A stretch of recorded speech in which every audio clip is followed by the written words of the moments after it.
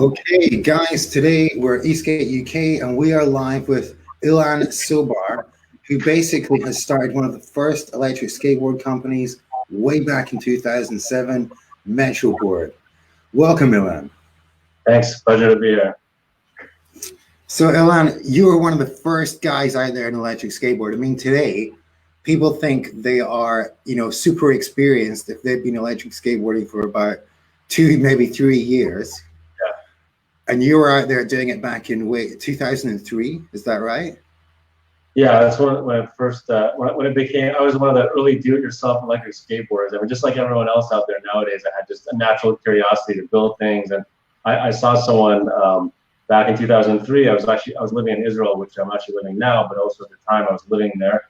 And I saw someone in Tel Aviv go by me on a homemade electric skateboard back in 2003. And I got curious about the idea both as an engineer, I'm a mechanical engineer, and also just as a skateboarder. And so it seemed like an amazing combination of a childhood thrill that I had as far as riding skateboards and then combining it with like my engineering passion. And so, yeah, that's kind of how the first prototype was born. I just saw some guy riding by me and I want to build one of those. And so at the time I checked what was out there on the market and there's only like 2 other companies at the time and they were very expensive. They were like, and now it doesn't sound that expensive, but back then they were like about $1,300 each. It was like Skate, which is one of the very first companies as well, and then some other brands. Man, correct me if I'm wrong. Back then, an electric skateboard was a little bit different from now.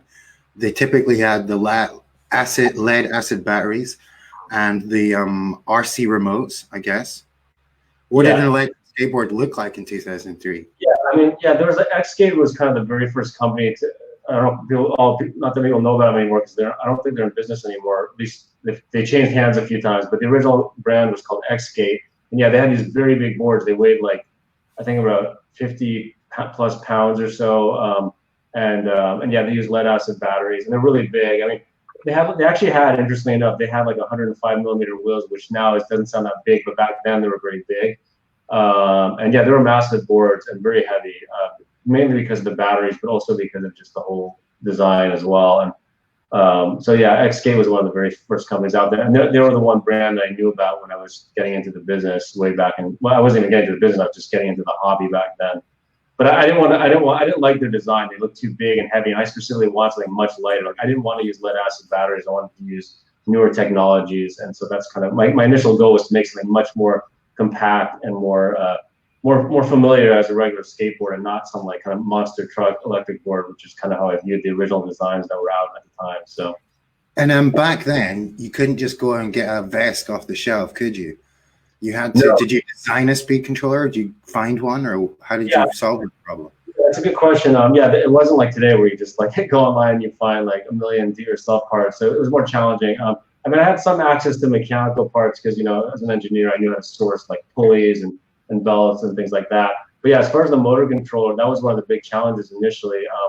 I'm trying even to remember the very first designs, but there was like these open source designs also for like, at the time I was using brushed motors. There was like a brushed motor controller. And there were some open source designs that I was initially using on the very first Metroboards. But as far as prototyping, some of the very first designs are very simple. Like I literally had like a wireless remote that was designed for like turning a light on and off, like in the house, like just like a keychain type remote that I probably haven't very just somewhere. But basically, you press a button for gas and you press another, and you let go and then it lets go, and another button for brakes. Now, of course, there's no analog; it was just literally on off. Now, luckily, the motors weren't that powerful back then. You could actually handle it. It was more like the motor was like a weak link, so it would kind of lag.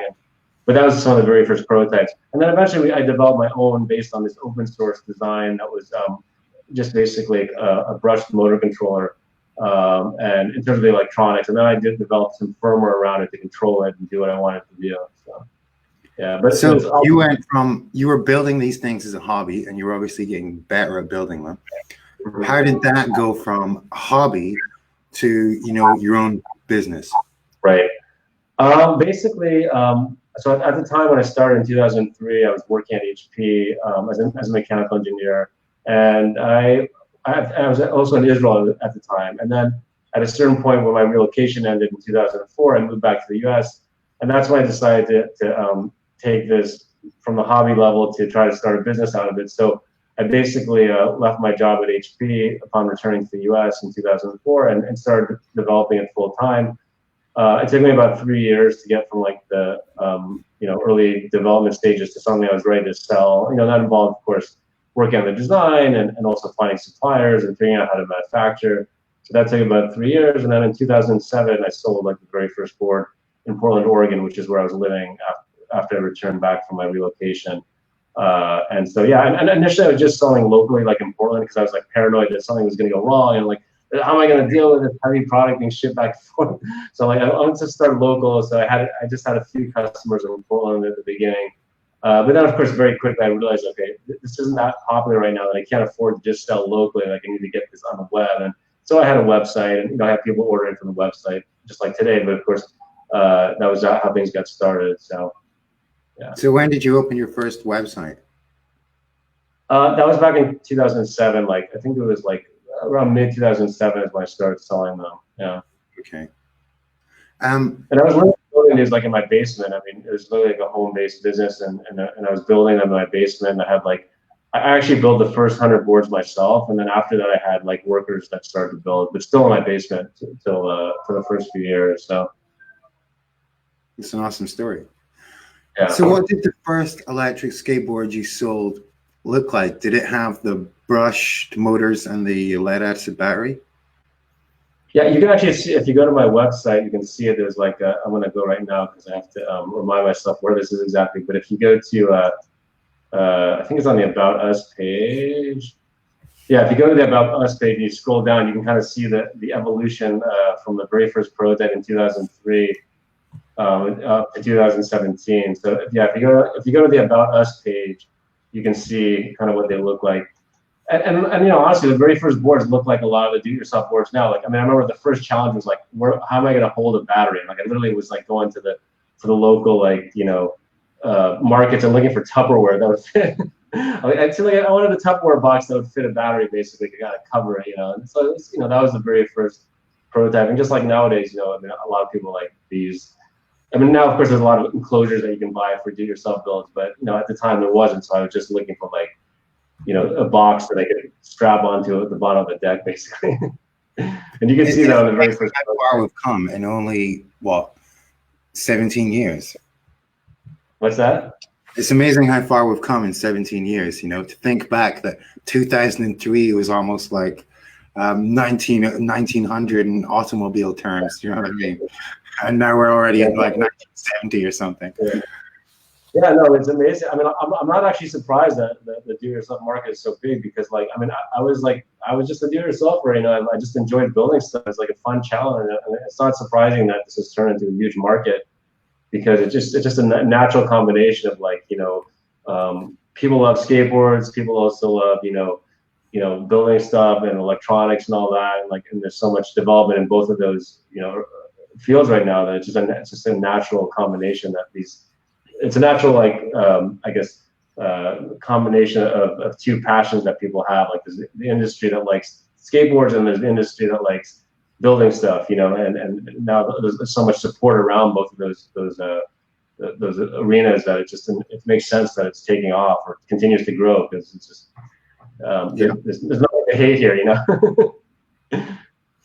So I'm looking at your skateboard designs and the sort of the timeline. When did you move to a brushless motor? When did that happen and why? I was around, so the first boards were all using brushed motors, and then eventually we went to brushless in I think it was around 2013 or so. It wasn't the brushless outrunners, it was like an in-runner brushless. So I don't think you can see it on the site basically, but we had like for 1 or 2 years, we had these in-runner brushless that we were using. They actually were not that impressive. Like, they actually turned out to be kind of more trouble than they were worth because they weren't actually any lighter than the brushed motors, and then they were like more complicated to drive, and like they're actually noisier too because the drive was like a noisier. Like before, like FOC and stuff, a lot of the drives were kind of being noisier. So it was kind of like an okay transition. But then, of course, when the outrunners became popular, mainly due to Boosted, of course, kind of bringing them out to the mainstream. That was kind of the next kind of transition in terms of the technology and making things a lot lighter too. Because even the brushless that we went to wasn't any lighter than the brush. But once these outrunners became common, they were like the obvious choice for an electric skateboard because they were powerful, lightweight, and small in size, which is obviously important on a skateboard where you don't have a lot of room to fit a motor. So yeah. So I mean, I see today you've got the Metroboard X next to you, but a few years ago, I actually got a skateboard off you, the previous generation, Right. and that had obviously the cells and the brushless motors. Was that the first generation that you had that combination of using the cells and the brushless motors? Yes. Yeah, that was when we started using the brushless outrunner motors. It was like the Stealth series, which was like, you both had the single motor, and then eventually we had the double motor, the dual drive, which is one you had. Yeah, that's when we transitioned towards the brushless outrunner motors back in around 2014 or so. Yeah. And you seem to have always positioned Metroboard as the sort of the higher end, higher performance, higher reliability sort of brand. Right. I know the Metroboard I had seemed very solid, never had any problems with it. Right.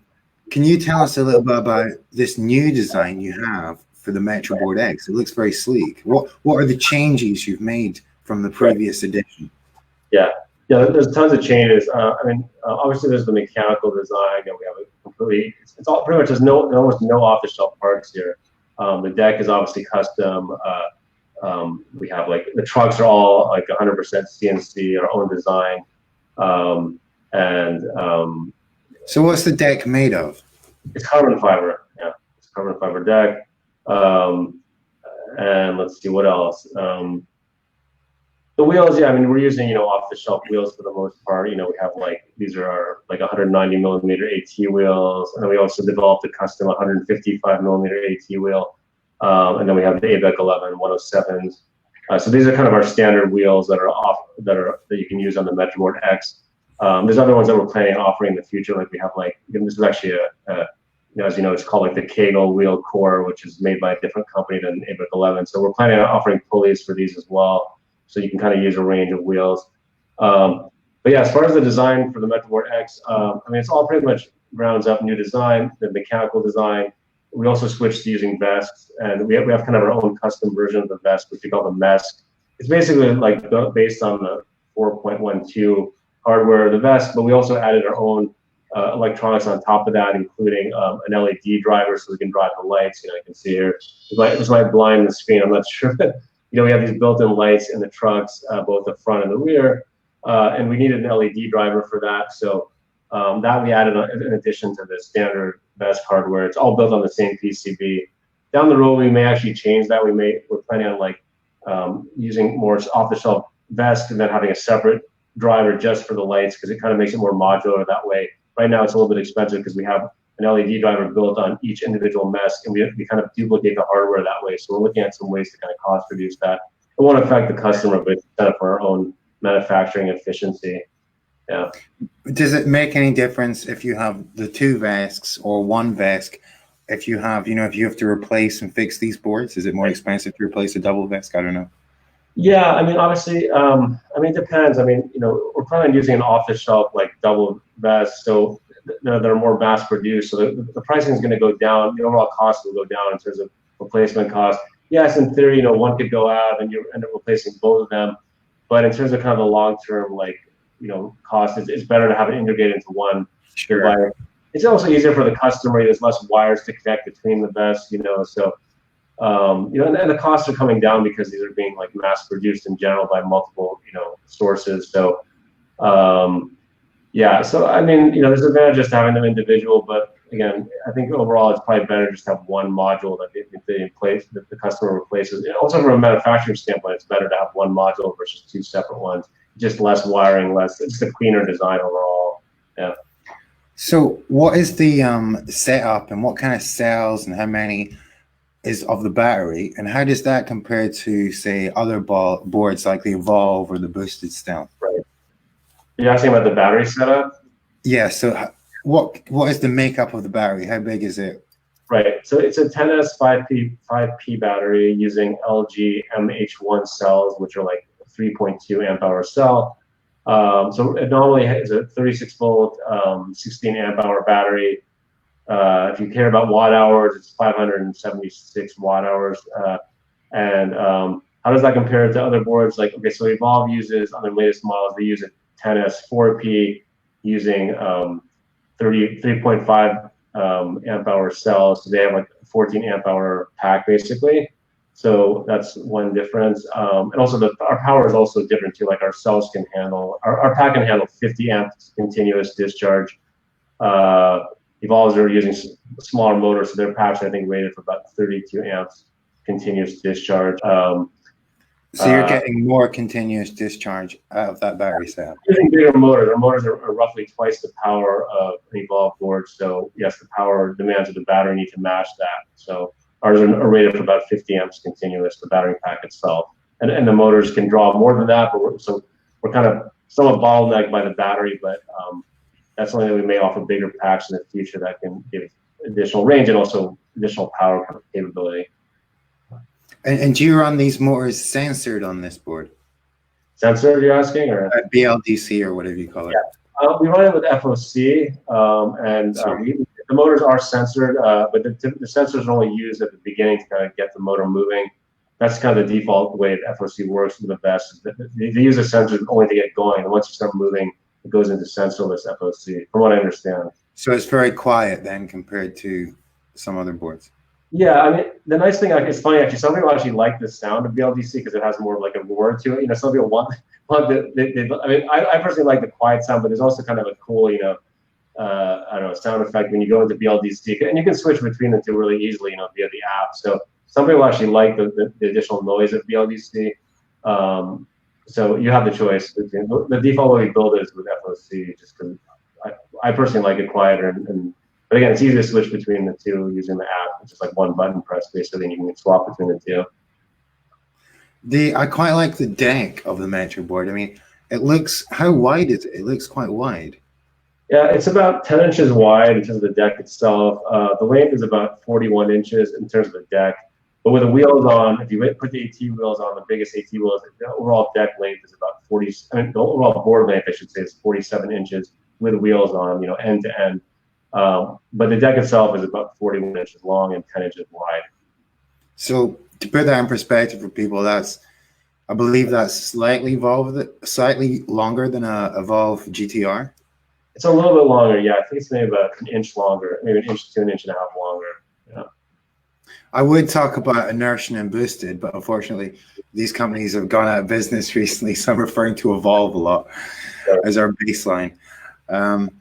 Ilan, could you show us the remote on this board? Yeah, I mean, so we're just using an off-the-shelf remote. It's like the Flipski DX1 remote. What we like about it, I mean, it works very reliably. It's not 100% like, I can't say we've no issues with it, but overall it's very reliable in terms of wireless performance. It has just the bare bones, needs. You got throttle control via thumb wheel. You got the battery gauge here. I mean, turn it on. Could you show us that remote a little bit closer to the camera so we can see a little bit? Yeah, okay. So that's a similar remote to what you get on some other boards, but it's got the wheel and not the trigger. Yeah, it's just a Flipski remote. I mean, we had it customized for us. We have some custom firmware on there to be able to turn the lights on off. Like we have this extra button has a certain function for other boards, but for us, we use it to turn the lights on and off so you can say press the button. I was going to ask that. I was going to ask if you had the lights wired to the remote. Yeah. But that's great. Yeah, so it's basically the Flipski VX1, but with some custom firmware on it because we wanted to be able to add the functionality of turning the lights on and off.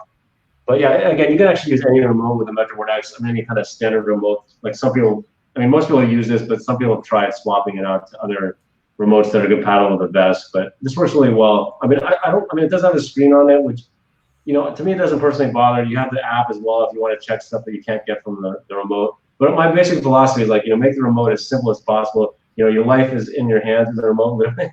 So I want something that's going to have like minimal distractions, no displays, just. I have tried that remote and it did seem very decent. Basically, I like the wheel design. Yeah. It's a great base remote, I think.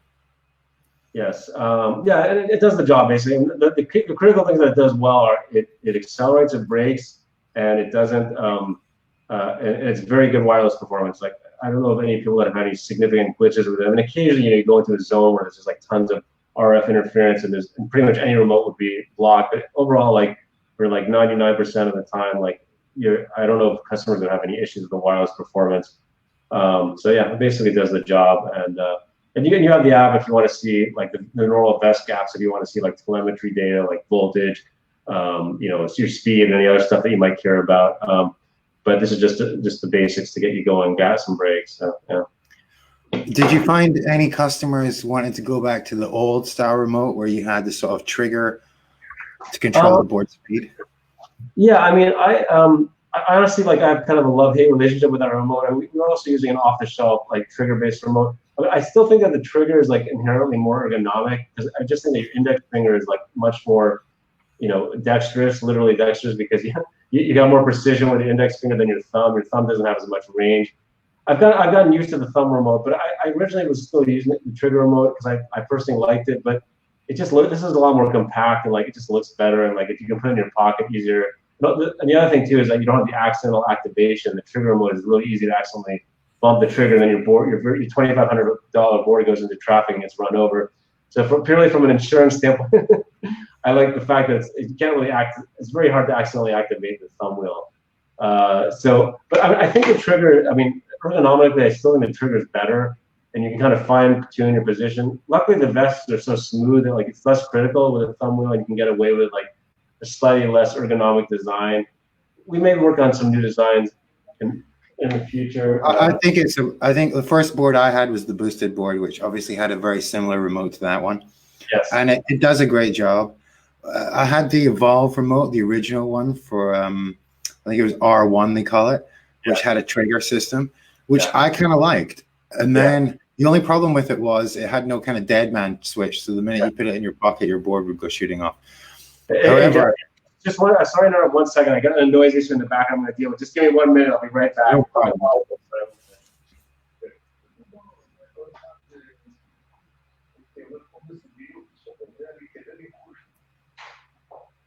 It's probably some TV show in Israeli. Somewhere my TV on the phone decided to turn on. I don't know why. Must be some weird signals in the air. Yeah, we were talking about remotes, and yeah, when I went to that Evolve style remote and I tried I think it was Flipski or something that had a copy of it, I find it a little bit awkward. So yes, the previous remote you had and this one are probably my two favorite remotes anyway. Yeah, they're both very basic. They do the job. I mean, the main advantage of this is that it's like, again, it's compact. You can charge it. I mean, the downside is the battery life isn't as good. Like the previous trigger remote, you could like, it just ran on AA batteries, but it lasted for 50 hours. I mean, it was super like efficient in terms of the energy, and it had relatively big batteries. This one it lasts maybe like 8 hours or something before you need to charge it. So you can't like forget to charge it after, if you go for a long ride on a given day, you pretty much need to charge it every night. But it will outlast your ride, at least. You're not going to get like 5 rides out of it. You'll probably get like maybe 1 to 1.5 rides, maybe 2 rides, I would estimate, depending how much time you have in between, maybe you're taking a break and the remote's still on. Although we did also add some functionality where it automatically shuts down with like 5 minutes of inactivity. If the board is on, this will shut down within 5 minutes if you don't press anything. And also if you're done riding, it'll shut off within 2 minutes. So we made it as energy efficient as possible, but still the battery inside is relatively small. And on top of that, for some reason, Flipski's design is not that energy efficient. Like they draw like, I don't know, like something like 75 milliamps, which is a lot for a remote. I'm not sure why. I've already reported that to Flipski, and they're supposedly working on a newer version of it that's going to be more battery friendly. But for now, this is what we have. So. Yeah. Well, it's great you can help them improve the design. Yeah, I have a tight connection with the Flipski community, I guess, or the Flipski company. So I'm constantly giving them feedback on how to improve their products, and most of the time they're receptive, which is good. So. One thing I always loved about the look of the Metroboard was the trucks. Are they a custom design? Did you guys design them? Where do they come from? The Metroboard X, I assume you're talking about, or? Yeah, just the trucks is sort of. Yeah, and this is all our design. I mean, so just to give you an idea of the company itself. So I'm the founder of the company, and then about 2012, 8 years ago, a colleague of mine from HP, whose name is Alan, joined the company, and he actually still lives in the Portland, Oregon area, which is where the company was started. he joined the company because I moved to Israel in 2012, and I wanted a local guy to support. And he's also a brilliant engineer, so he's pretty much he also works at HP. That's how we know each other. And he basically designed all the mechanical design of the Metroboard X. He's both like a mechanical engineer. He's also just I would call him also an industrial designer, because he has some really good design styling skills, not just the functional stuff, but how to make things look good. So he gets credit for all the brilliant mechanical design. I just encouraged him to come up with it. I said, come up with something really cool. And he spent, It's great you can give credit to where it's due. Yeah, no, he's not a kind of guy that's going to come in front of a camera, but he's pretty much like the mechanical brains behind the Metroboard X. I'll take credit for the electrical and the kind of the motor stuff and all the electronics and stuff. And again, that's not all my stuff too. Of course, a lot of it's off the shelf stuff like the vest, but I'm kind of the guy that said, this is what I want the product to look like, and he came up with the mechanical concept behind everything. So, but yeah, it's all custom. And our goal was to, we wanted a double bushing trucks because we know obviously a lot of people like the Evolved double bushing trucks, and they are a really nice design. Not everyone wants to go in a straight line. They want trucks that can carve really sharply. Now, of course, when you go to a really wide truck like you need for AT wheels, if you don't change the design from the standard truck design, you're gonna have horrible turning. So you really need the double bushing truck when you go to a wide truck. Otherwise, it's gonna turn really badly. So if you want to go the carve and have the typical skateboarding experience, and you have a wide truck because you need to, because of large AT wheels, then you really need a double bushing truck to get that functionality back. Yeah, I've seen some pictures of the MTB truck, a long one, sort of bending in the Electric Skateboard Club, and I guess you want to avoid that kind of scenario as well. Yeah, I mean, there's the mountain board style trucks as well, and they're doing an okay job, but they still can't match the carving of like a double pivot or double bushing truck. That is a solution to having a wide truck that you still want to turn decently, but it still doesn't have the same experience. You can't get the same carving. And for us, like, again, I mean, there's always a debate. Obviously, there's the LaCroix boards and there's the Cali board, which we also get compared to all the time. And those are great boards as well, but it's definitely a different experience as far as how they carve. So it just depends on what you want. I mean, if you want a board that you want to go super fast and you want stability, then those boards would probably be a better choice. But if you want a board that carves super well and you want more of a carving experience than a straight line super fast experience, then that's where we come in. So yeah. No, I do love double kingpin trucks, especially just the quick turning and the carving is great. Yeah.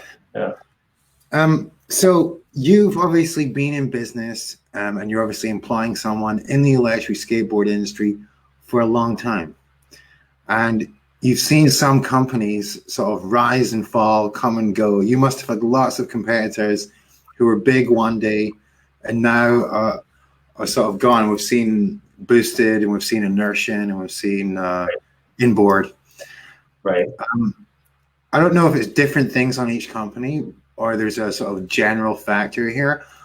What do you think some of the reasons behind your competitors' failures might be in this industry? And what do you think you've done to succeed where they haven't? First of all, I mean, it's definitely a challenging market. I mean, when I started this business, there was literally only like 2 other competitors. There was Xskate, which I mentioned, which was one of the founding companies in the electric skateboard market. And there's also eGlide, which is another company that's still out there, but they're not really that active that much in the electric skateboard market, at least. So I mean, first of all, the market obviously has become very crowded. There's not only the U.S. brands or the non-Chinese brands, I should say, and then there's tons of Chinese brands. So I mean, you have the challenge of like staying competitive in a market that's flooded with lower cost boards coming out of China, and some of them are really good. I mean, they're not, it's sometimes hard to convince people. I say, look, if you don't have the money, like, yeah, there are obviously some very good Chinese brands. Are they as good as the U.S. brands? No, but they are. If you're on a budget and you want an electric board, you might as well start somewhere. So I mean, we just kind of, we position ourselves as a board that's like, okay, if you have the money and you want top of the line, not only product but also support, that's where we fit in. Now, why did some of the other companies not make it? I think I mean, there's no magic formula here. I think it's just a question of like, having sufficient funding to keep the business going, and then making sure, you kind of balance cash flow challenges. I mean, one of the big challenges is like the cash flow of this kind of business. It's a very cash flow intensive business. We have to buy inventory, before we actually sell it, and like, And sometimes that can be challenging because, your suppliers aren't going to sell you, 10 boards at a time. Like we order typically in batches of 100, which may not sound like that much, but it's still a large chunk of money for us as a relatively small business. So like each Metroboard X is people think we're getting rich off these boards. We're not. Like I'll be honest with what our cost of goods are. Our cost of goods to manufacture this board is about $1,700. So that might surprise you, but we sell it for $2,500. So we're making about $800 per board. Now that's not factoring in overhead. That's just pure cost of goods relative to our retail. You're not factoring in labor costs. You're not factoring in all kinds of costs. $1,700 is cost of goods, including labor. So that's like our actual part costs are about $1,500, and our labor costs are about $200. That's U.S. labor. I'm not talking about like labor in terms of parts that are made from our suppliers. I'm just talking about our in-house labor. So that is a challenging market, and so I mean the way we try to differentiate ourselves is by offering stuff that you can't get on other boards, and by ensuring that we have like top quality components all around, and also support as well. Because again, it's a product that you're going to inevitably need support at some point, and that's kind of like one of the reasons why we cost more. People always forget. They're like, well, we just want the bare bones price when we buy the product, and they don't think about what it's going to cost them down the road when they have a problem, if they can't get a hold of support, or if they have quality problems with the parts and they have to buy replacement parts, and then the same problems happen again. So we're trying to avoid that headache. So you're paying a little more upfront, but you're getting the peace of mind that you're getting a product that has top quality components plus support, and there's intangible value beyond just the initial purchase price, and so that's something people should factor in. I'm not trying to tell you buy our board versus anyone else's. Do that experiment whenever you're going to buy, whether it's our board or someone else's. Make sure you factor in the support factor as well, because you may get stuck with like a $500 paperweight that may have been a little attractive to start with, but you have nothing to do with it when something goes wrong. And you'd be surprised. I never had a problem with getting support from you, and I've never seen anyone in the community complaining very much about Metroboard. So you do seem to have a great reputation for support. To summarize what I said about the industry in general, I mean, it is a challenging market.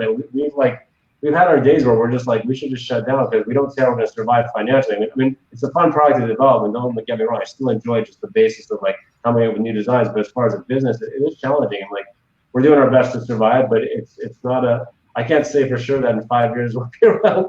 It just depends on what the future holds for this market. But the bottom line is we're passionate about building electric boards. It's really my partner too. He's not a business guy. He's just like, I like to design this stuff. And like we both just get the pleasure of like coming up with cool designs and bringing them to market. But the business side is definitely a challenge, and for anyone in the market. And the key, I think, is just to make sure whoever's out there is to continue to offer things that are unique. And I think that's the key to survival. If you offer something that's unique and has value, people will naturally come to you. If not, then you might be the next roadkill. What can I say? Well, I'll give you my perspective. What I loved about your brand was that it seemed to come from you as a big part of that brand, and it was like the board you have built that you would skate yourself, and the customer support that you'd want to have. And I think you being available and you being the man behind that brand and having done it for so long, do you know what I mean? You'd be a grandfather in the electric skateboard industry. I just think it's a great brand and community you've got there with Metroboard. Right. Yeah, that makes sense. I agree. So I see you guys have built a big community online. Have you ever thought about, I don't know, joining any events or doing any kind of Metroboard events in the States? Yeah, I mean, one of the challenges we have is that I'm based here in Israel and my partner is based in the Portland, Oregon area. We are starting to, I mean, it's challenging for us to physically get out there ourselves, but we are starting to kind of build a community through our customers, and that's starting to grow, especially with the X, which is becoming very popular now. So we're trying to kind of build a small army of local, fans based on our existing customers that are in various parts of the country. So we have like an ambassador program that's helping. I guess you have a year to build that up with this current virus. Yeah, it's challenging, of course, now, of course, physically meeting anyone, but yeah, I mean, we're definitely trying to develop using our customers in their local cities, and now there's obviously like e-skate, communities in pretty much any major city nowadays. So we're kind of just trying to build an army through our customers. It's kind of the most I guess maybe cost-effective way to do that, and just a natural way to have people that actually enjoy the product spread the word, and and build events locally based on their local community and events that they're creating. At some point we may do our own specific events, but right now, kind of based on budgets that we kind of have to go through our customers to help kind of spread the word. And luckily, it's kind of the most natural way to do that. I mean, they're passionate about the product. They want to share their experience and get others on board as well. So. Yeah, I think that makes for more sustainable advertising, whereas some of the other companies we were talking about earlier maybe spent a little bit too much on marketing, and they had to make that back. Whereas when you're not spending that on marketing, you can focus, on the product a little bit more. Yeah, definitely. Well, Ilan, it's been such a pleasure to hear about your journey in electric skateboards and hear about your company, Metroboard. What's the website address if anyone wants to check it out? It's metro-board.com. So METRO hyphen, don't forget the hyphen, BOARD.com. Or you can, of course, just search for Metroboard on Google and you'll find us that way as well. And you have a Facebook group as well, don't you? Yeah, through our website, you can get links to our Facebook group, our Facebook page. Our group is very active, so if you want to kind of, learn more about other customers' experience, it's a great way to learn about it. There's a Facebook group. It's all linked through our website, so just go to metro-board.com and you'll find all the links. And I definitely recommend joining the Facebook group, and you can hear other customers' perspectives, and not straight from me if you think I'm biased. But of course, there's plenty of customers on there that will share their real world experiences with us, and we'd be happy to have new members join the Metroboard family. Well, it's good night from me, eScare, and I hope this chat stopped all you guys going insane while you're isolating out there. All good. Adios from eSkate UK. Okay, see you guys.